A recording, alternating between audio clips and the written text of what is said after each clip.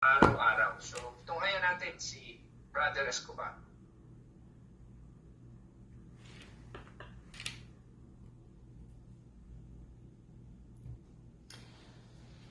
Sadness, tiredness, agony, despair. Do you at times go through such feelings? How about all at once? Is it possible that such a situation could cause you to think that Jehovah's compassion and deliverance are too far off? The Bible sheds light on a courageous king that surely once did. This king is named Hezekiah.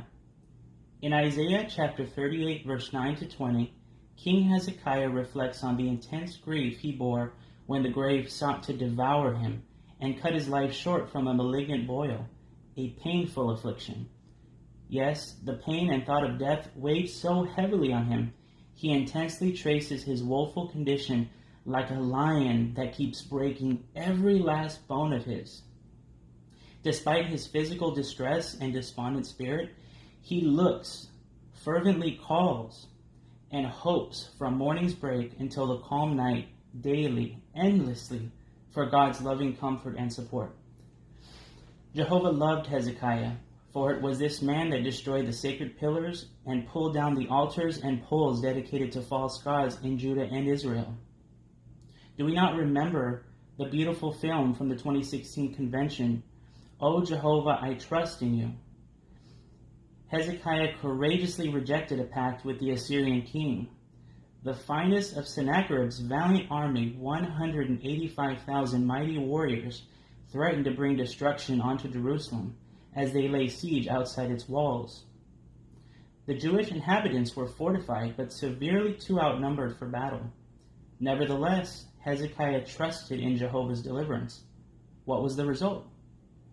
Just like in that faithful act of Jehovah's, he listened to Hezekiah in his sickness and went on to heal him miraculously and add to his life another 15 years.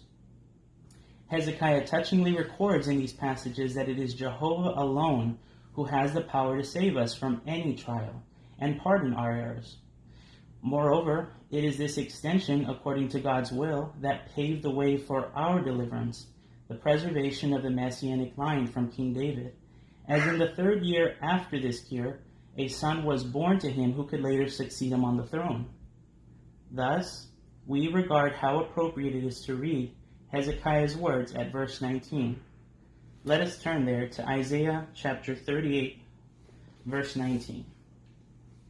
And it says, ang buhay, ang makapupuri sa iyo. Gaya ko sa araw na ito.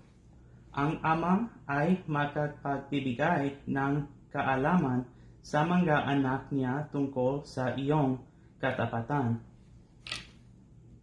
Indeed, if Jehovah could forgive Hezekiah of his sins due to God's own confidence in what would then be a future ransom of a promised seed in Jesus, how can he not choose to forgive each of us now, since this ransom has already taken place?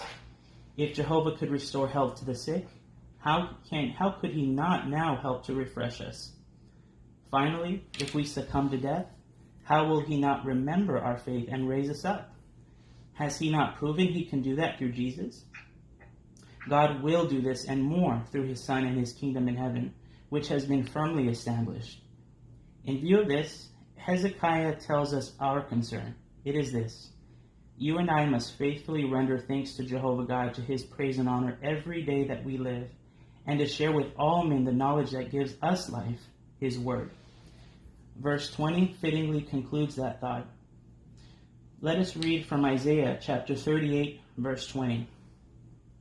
And that says, O Jehovah, iligtas mo ako, at tutugin namin ang mga awit ko sa mga instrumentong de cuerdas, sa lahat ng araw ng aming buhay sa bahay ni Jehovah. We trust in God's love and blessing of salvation. Thus, let us raise our voices heavenward to his throne and sing a heartfelt song of thanks. Whether we are mournful or cheerful, may that song always be full of gratitude and praise to the one who is the source of life, the one who is paving our future, our grand creator, our loving Father, and the Most High over all the earth, Jehovah God, all the days of our life.